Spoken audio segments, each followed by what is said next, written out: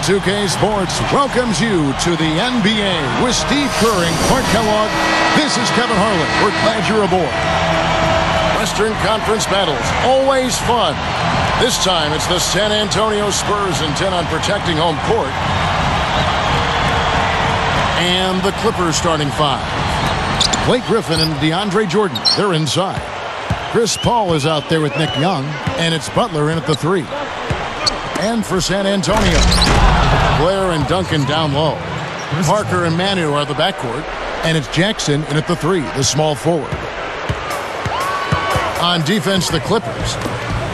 How impressive was Blake Griffin? Became an all-star in just his first season actually playing with the Clippers. And not many people can ever do that in the NBA, especially these days when the players are coming in at such a young age.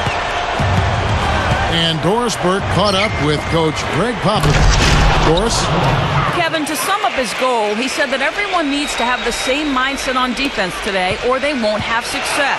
He warned his team that they're up against a unit that will capitalize on every mistake they make so they can't get caught daydreaming on defense.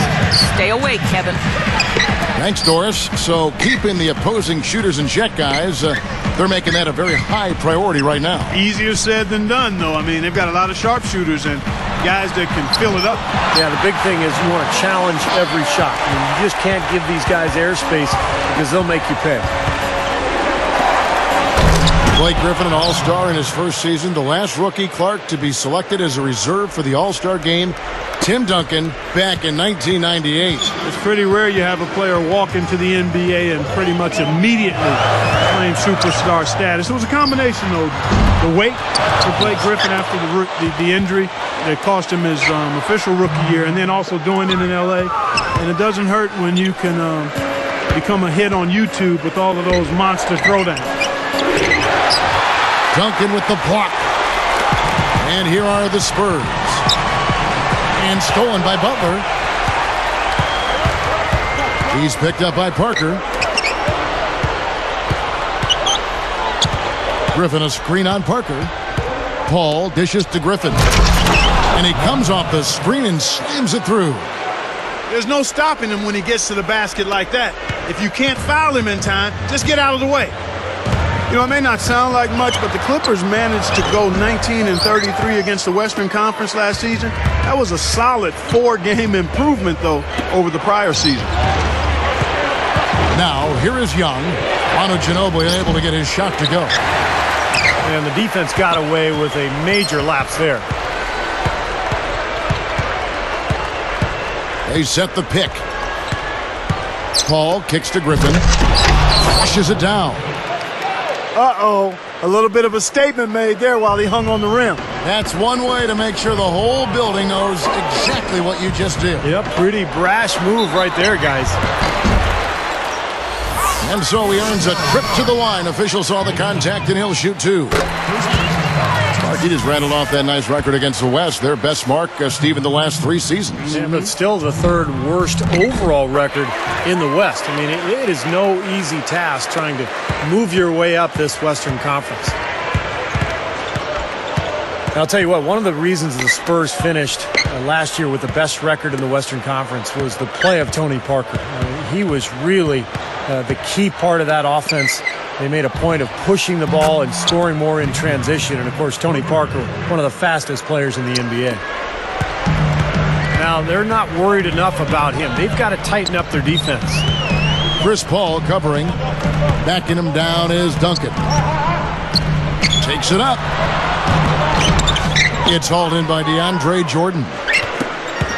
Keep talking about Parker. Duncan alone, Clark, isn't enough to get the best record in the West, best record in the NBA. You need a second star, and Parker was that. Well, Tony Parker and Manu Ginobili, they kind of team up together to be the other superstar to go alongside Duncan, and I think they're really underrated, I mean, in terms of what they're able to produce on a nightly basis and the kind of pressure they put on the other team's defense.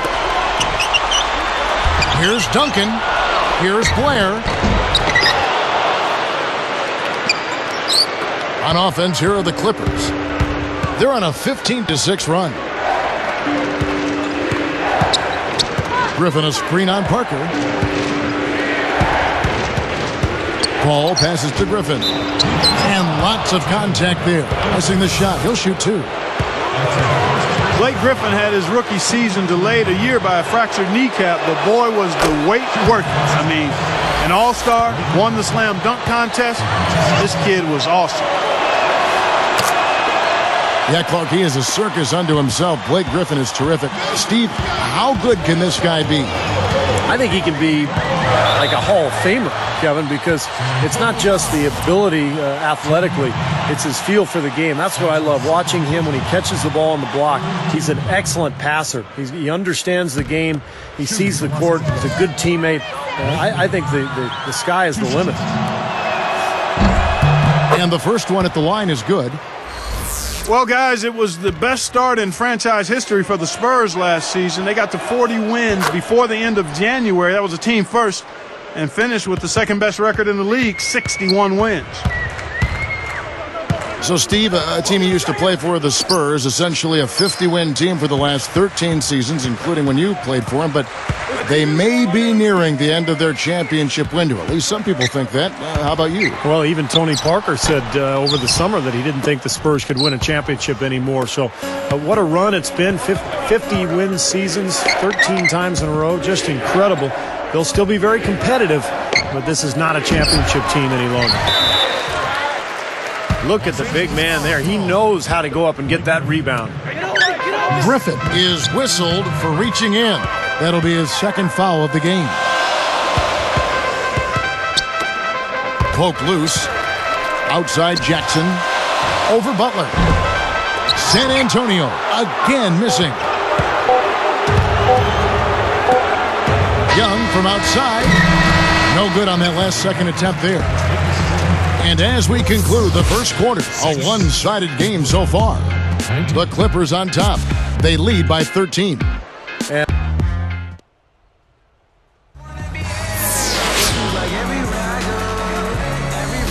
Welcome back, everyone. A lopsided first quarter in the books already as we start this second quarter. All fueled up and ready to go. Let's reset the lineups courtesy of Gatorade as the second quarter gets going. On the court right now for the Spurs, Parker and Manu are the backcourt. Blair and Duncan down low.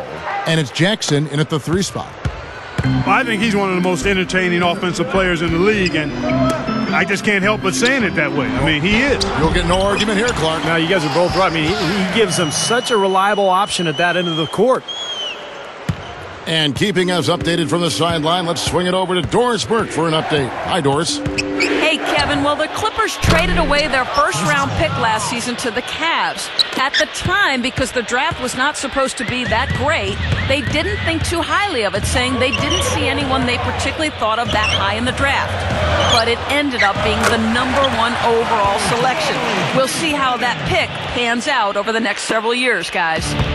Great. Thanks for the report, Doris. You know, it certainly isn't paying off in the short term. Well, obviously, you know, after the fact, you say, well, they should have kept the pick. They'd either have Derek Williams or Kyrie Irving right now, but it's too late now. And at the time, they were just trying to save money, and they felt like they had their positions covered. Here's Paul. He's picked up by Parker. Paul is doubled. Butler. Paul dishes to Griffin. 5 on the clock. Back to Paul. The 3.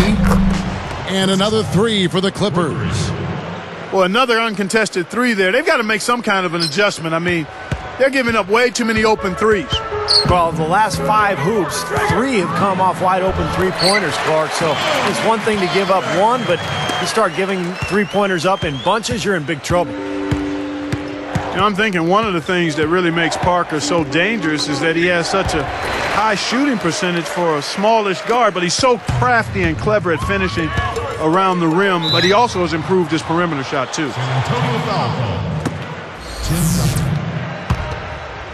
Here's Paul. He's got 6. Griffin a screen on Parker. Butler kicks to Jordan. Stolen by Jackson. Good defense there. He was just waiting for that one. Duncan, the pass to Blair. And Griffin picks him up defensively. Blair dishes to Ginobili. Parker outside. Over Paul. And again, it's Tony Parker. Parker's got 10 points in the game. Well, Clark, back to Parker for a second. That percentage has been right around 50% now for about, what, 52% last year. In that 7 consecutive years. We've seen about that same number. Steve, you can appreciate those numbers, I'm sure, having played where you played in the NBA. Well, that's always the benchmark for a guard. If you can shoot 50%, that's impressive. And I think in Parker's case, there's 2 reasons for it. One is that he's improved his jump shot. 2 is that he gets to the rim so often, and he's so fast, he gets high percentage looks, particularly in transition.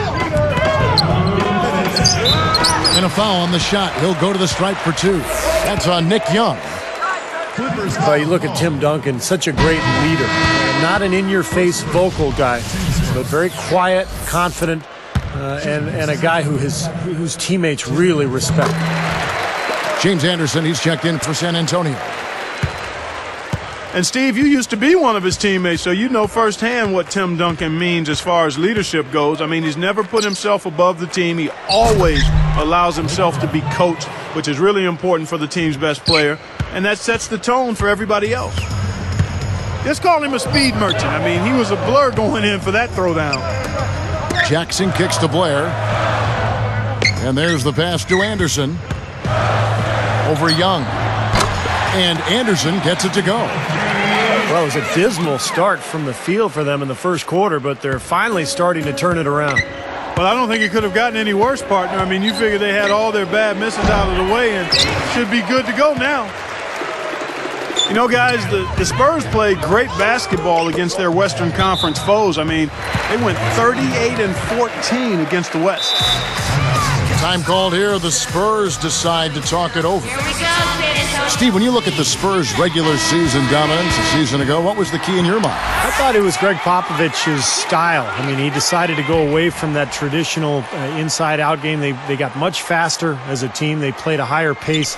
And Pop knew they had to take advantage of their scoring and to cover up for the fact that they're no longer one of the most talented teams in the NBA. Let's go now to the sideline and catch up with Doris Burke. Hey, Doris. Guys, playing the point guard position, always a balance between scoring and setting up others. Tony Parker said, that's always the tough part since I've been here. When to shoot, when to pass. Every year I try to get better at it.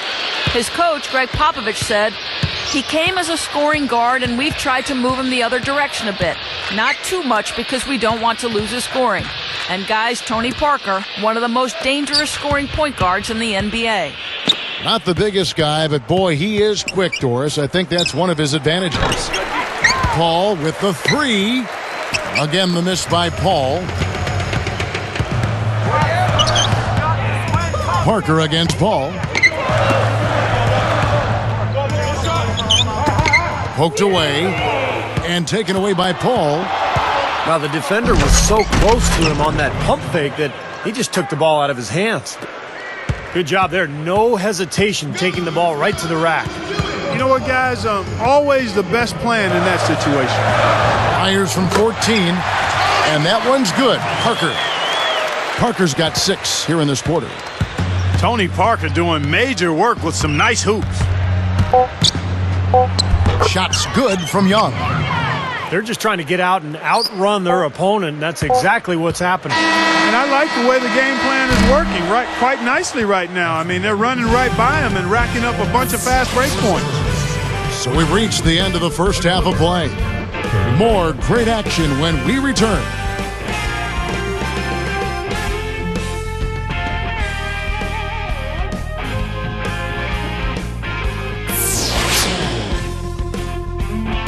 And as we welcome you back, we begin our second half. So far, not a tightly contested game, guys, but, you know, anything can happen. Here's Parker. And on the floor for Vinny Del Negro as we get into the second half. Blake Griffin and DeAndre Jordan, they're inside. Nick Young is out there with Chris Paul, and it's Butler in at the 3 slot. Outside, Ginobili. And I think one of the reasons the Spurs had such a great season.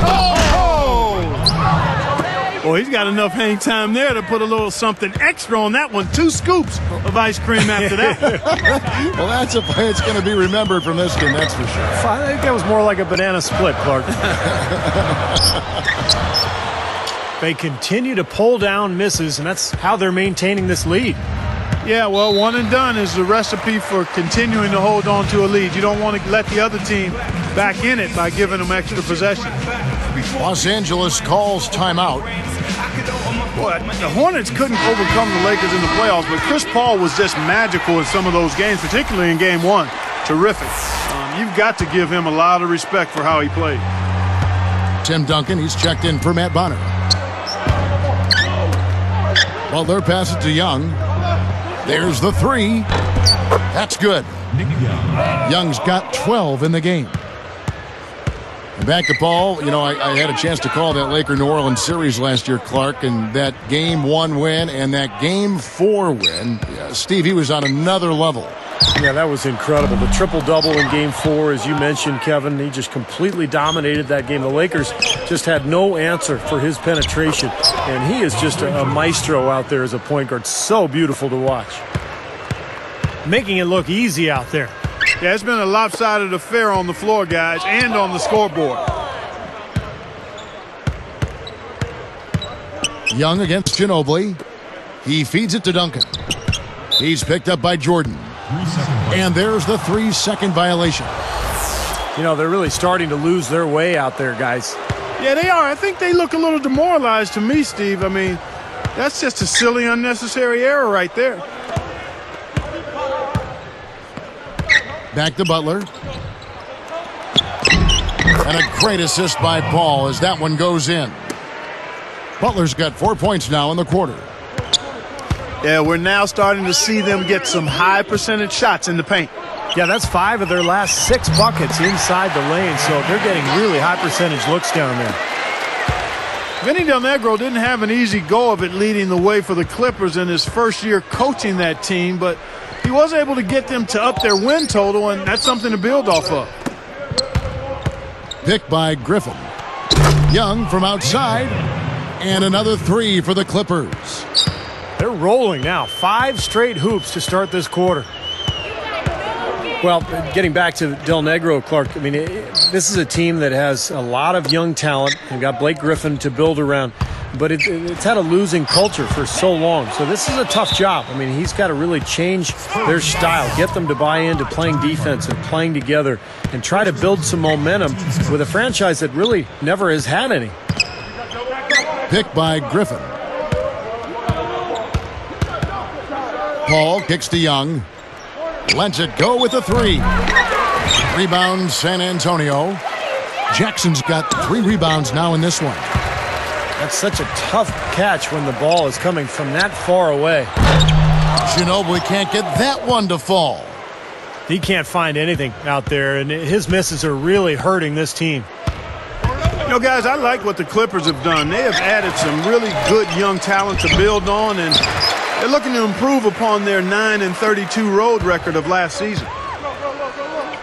Backing him down is Duncan. He's picked up by Jordan. And it's going to be a 3-second call. Well, plays like that aren't going to help them cut into the lead, I can tell you that much.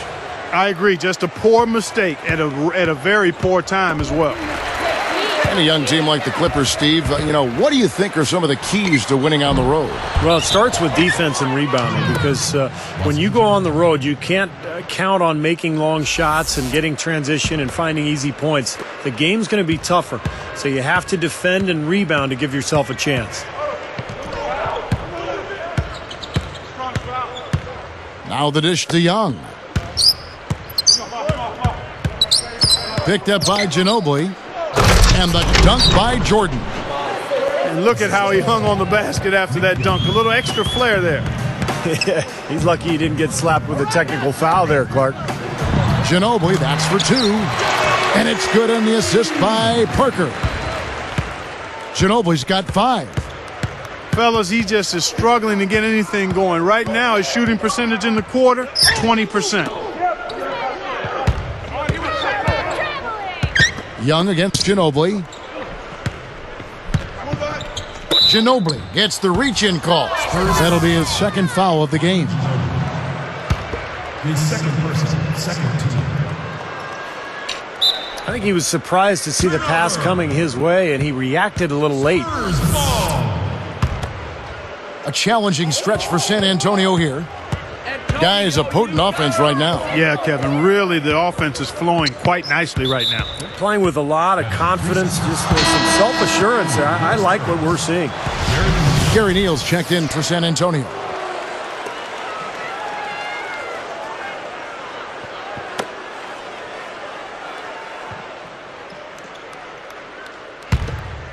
Here is Paul. He's got 6. And it's the Clippers' ball. They're on a 14-4 run.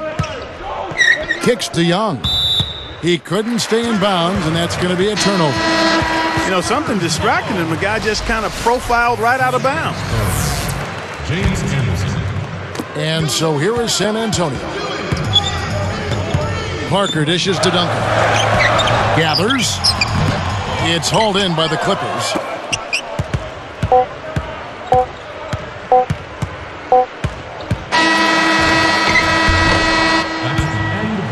The 3 quarters of play all in the books, and this one all but over already.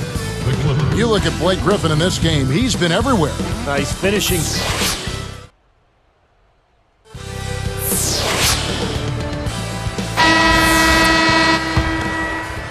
Here is Paul.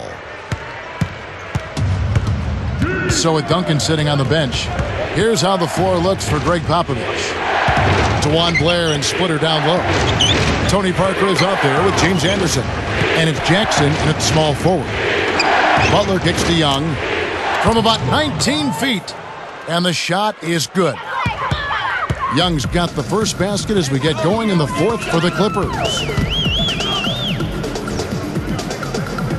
Now the feed to Splitter. And it's going to be 2 free throws. Drew contact on the shot. One thing about Pop is that he can be hard on his own players, but he gets their respect because he's equally hard on all of his players. I mean, you could be the 12th man on the bench or Tim Duncan. If you mess up, he's going to let you know about it. The Spurs making a switch here. Ginobili's checked in. But don't you think, Steve, this is something that all coaches can mimic of Pop, the way he is hard on player 1 through 12 and certainly has his favorites and guys he's had around, but I think he treats them all like men. I think they appreciate that. His lines of communication are amongst the best in the NBA. Yeah, he's got a great sense of humor. He can be very pointed and serious, but also very funny. And he knows when to be light and when to be really hard on his players. And so I think they have a good understanding that he cares about them and they want to be coached and they really accept whatever he brings on that day. Griffin is going to be hit with the blocking call. That will get him his 4th foul of the game. Well, he rotated defensively, but probably just a little bit too late, and good call. He didn't quite get to the spot. That's always a bang-bang call for the officials. He got that one right. Time called here. The Spurs decide to talk it over. Well, you look at last season, guys, the Spurs had the best record in the Western Conference, almost unbeatable at home, where they were 36-5. Here's Ginobili. And stolen by Jordan. And they're pushing it up. And there's the lay-in. Young's got 10 points in just the second half. Good job there. No hesitation taking the ball right to the rack. You know what, guys? Always the best plan in that situation. Steve, we talk about the San Antonio crowd, one of the most terrific fan bases of any sports franchise. They're just so much in love with everything this franchise does. Yeah, really, when you think about it, those fans, I mean, the Spurs are their pride and joy. I mean, they're enthusiastic, knowledgeable. The most successful small market team in the league is San Antonio. So the bond between the team and the community is really something special. It's neat to see. And Clark, I said any sport, and I do believe that. I mean, like you talk Green Bay fans or New York Giant fans, and I mean, you're talking about a bond. That's a great word to use, bond. There is a bond between the team and the fans. Yeah, big time connection. And Griffin backs in. And the Clippers getting another bucket right there. Carving them up inside there, Kevin. I mean, the defense has been vulnerable in there. Yeah, that's 3 straight field goals in the paint area. That's really good offense. Time called here. The Spurs decide to talk it over. San Antonio. Well, he's had enough of that lackadaisical defense. They've got to help on penetration and deny all of these points in the paint.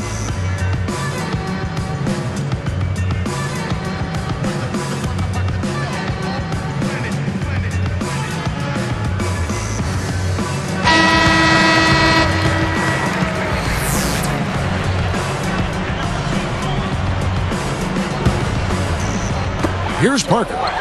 Over Paul. And unable to corral the miss, and it goes out of play.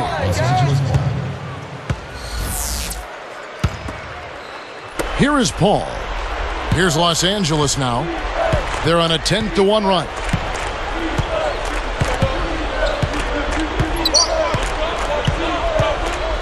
Fires for three. They get the rebound. Here's Griffin. Puts up the baby hook. And the Clippers getting another bucket right there. Boy, they've been all over the glass. Big advantage in the rebound totals. Yeah, that's really carried them in this one, guys. I mean, those one-and-dones have really set a nice tone and let them establish this lead. And that one misses. Jump shots haven't been falling, and the free throw attempts have dried up as well. Yeah, that's something that gave them a boost early, Steve, but now everything's coming from outside. They can't afford too many missed free throws, Kev. They need every point they can get. Stepped in the line, out of bounds there, and that will cost them the possession.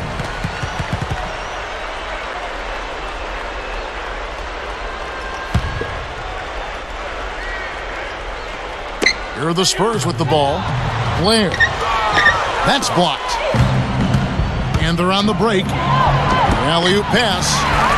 Trying to go big for the alley-oop, but good defense got in the way.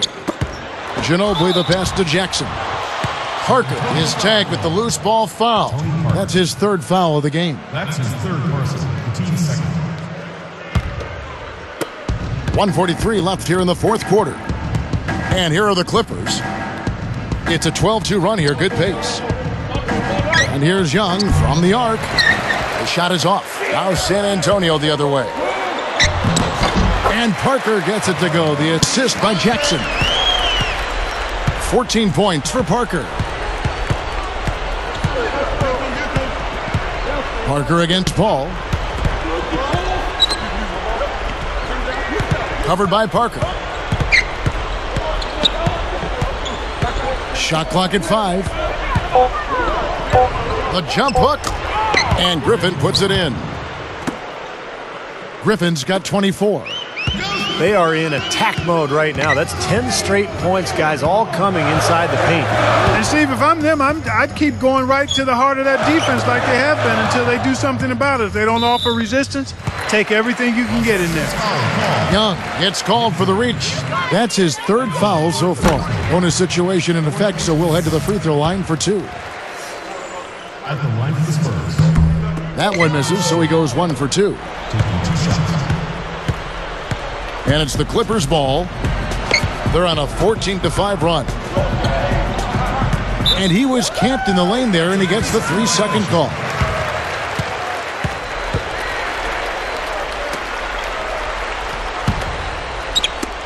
And the Spurs with possession.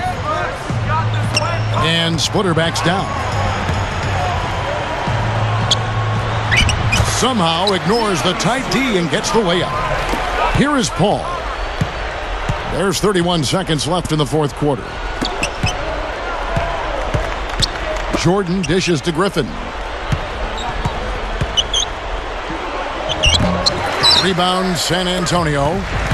Not too much congestion in the lane. I think he could have gotten a better shot that time, no question. It's Ginobili outside. And that's collected by DeAndre Jordan. Paul with the ball. Now Griffin inside. Stolen by Jackson. The loose ball recovered by San Antonio. So the Clippers winning this one easily. You know, Clark, every team has a bad night, and these guys might want to watch the tape of this game the next time they have a bad night to remind themselves how dominant they can be. Well, this is one of those dreamlike games for a coach. Thank you for joining us for this presentation of the NBA on 2K Sports. For Clark, Stephen Doris, and the rest of the crew, this is Kevin Harlan saying thanks for joining us, and we'll see you next time. Last but not least, here is your Jordan Player of the Game, Blake Griffin. Catch me in my Mercedes, bumping ice, baby, screaming shady till I die. Like I have a paradise, life's crazy, so I